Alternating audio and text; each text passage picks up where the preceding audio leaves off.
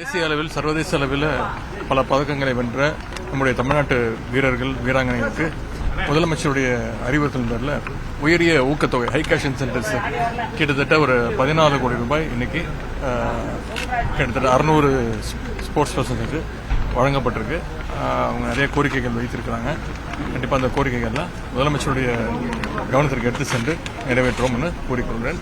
உங்களின் சார்பாக விளையாட்டு வீரர்களுக்கு வாழ்த்துக்களை தெரிவிச்சுக்கிறேன். போன முறை மழை வெள்ளம் வந்ததுனால கேன்சல் பண்ணோம். இந்த முறை நடக்கிறது. அதனால செலவு அரசு கூடுதல் ஏற்பட்டிருக்கு. இல்ல, இந்த வாட்டி எந்த செலவும் கிடையாது. நிறைய ஸ்பான்சர்ஸ் முன் வந்திருக்கிறாங்க. நிறைய ஸ்பான்சர்ஸ் எதிர்பார்த்ததை விட அதிகமான ஸ்பான்சர்ஸ் வந்திருக்கிறாங்க. அதனால இந்த முறை போன முறை இல்லாம இந்த முறை ஆகஸ்ட் 31 செப்டம்பர் 1ஆம் தேதிகளில் ரேஸ் நடக்கும்.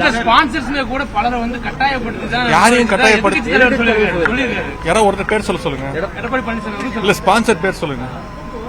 ஸ்பான்சர்லாம் அப்படிங்க கட்டாயப்படுத்த முடியும். சார், நிறைய நல்ல விஷயங்கள் ஸ்போர்ட்ஸ்ல வெளியில தெரிய வந்துட்டு இருக்கு. ஆனா அப்பாயின்மெண்ட் சொல்லிருக்கீங்க. ஆல்ரெடி கோச்சஸ்க்கான அப்பாயின்மெண்ட் எல்லாம் போட்டிருக்கீங்க.